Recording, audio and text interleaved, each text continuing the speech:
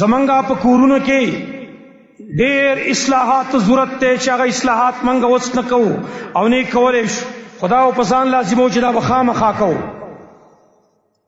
زمنګا د کپړو زمنګا په هزار پای کې اسراف د کفار سره بیا مشابهت دا شی د پریدو ګوري. زمنګا زنانا زمنګا اهل دا په منګ باندې لازم دي چې ردی اصلاح وکړو. الله ویلي اے ایمان والو قو انفسکم واهلیکم نارا، اے ایمان والو خپل ځان هم د اور نه بچ کئ، خپل اهل هم د اور نه بچ کئ. دا خپل اهل به موږ د اور نه بچ کوو. داسې لباس پوله نارو چې هغه د کفارو سره پکې مشابهت دی، د سړو سره پکې مشابهت دی. دا لباس تنګ دی، دا نری لباس دی. هسې نه چرته دی وعید په ذیل کې رانه شو چې نبی فرمایي صنفان من اهل النار لم ارهما من بعدي، دو قسم جهنميان دي مانی دري وسپوري.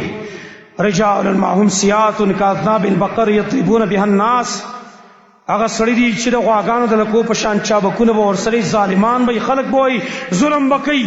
ونساء كاسيات عاريات مائلات مميلات رؤوسهن كاسنبة البخت المائلة. هغه زنانه دي کپڑے غسلی لیکن بربنډي دي.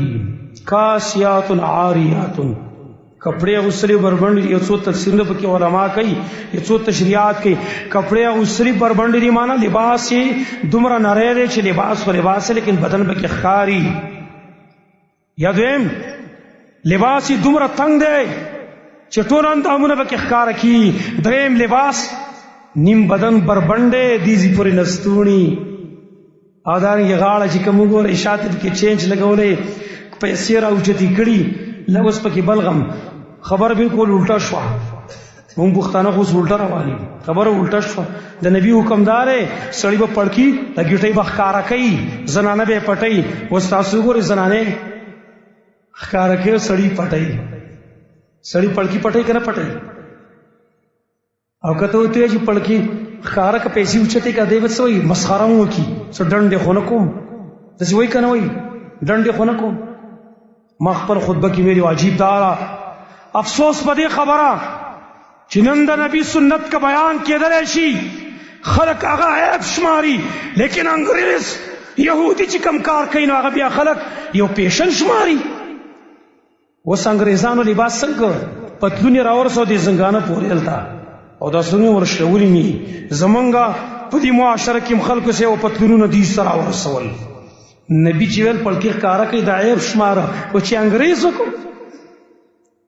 زمون خو مزاج دا جوړ شوی چې کم یو کار ته نبی خویلي هغه کار موږ عیب شمارو، خو چې انګریز ورته ښه وایي موږ یې ښه شمارو. هغه به منې د نبي علي حکم منې به زه ډاکټر سره زه ناست وم نه ما ته یې ویله او ډاکټر صاحب دلته ناست دي، ډاکټر احسان الله صاحب او ډاکټر محمد بصیر صاحب زموږ ملګري ناست دي. یو ښه پوهېږي په دې باندې.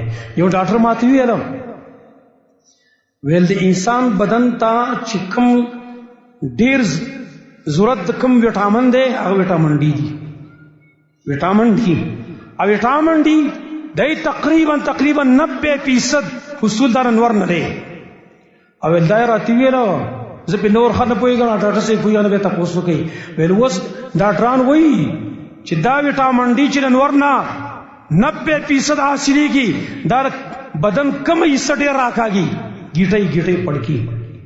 لہذا کم سړي پړکي چې خالي دته وټامن ډي ډېر ملاویږي په نسبت د هغه چا چې پټ وي.